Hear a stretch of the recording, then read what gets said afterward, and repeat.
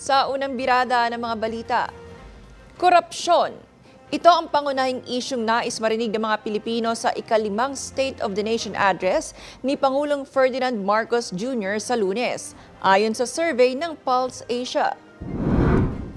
Batay sa survey, 29.8% ng mga respondent ang nagsabing nais nilang talakayin ng Pangulo ang laban sa korupsyon. Sinundan ito ng 18.9% na humihiling ng update sa investigasyon at pananagutan kaugnay ng umano'y irregularidad sa mga flood control projects. 18.7% naman ang nais makarinig ng mga hakbang para mapababa ang presyo ng mga pangunahing bilihin. Kabilang din sa mga isyong nais talakayin ng publiko ang paglikha ng trabaho at kabuhayan at paglaban sa kahirapan. Dapat din umunang pagtuunan ng pansin ang kampanya ng kontra-iligal na droga, mababang sahod, mataas na presyo ng langis, agrikultura, kriminalidad, edukasyon at pagtupad sa mga pangako ng administrasyon.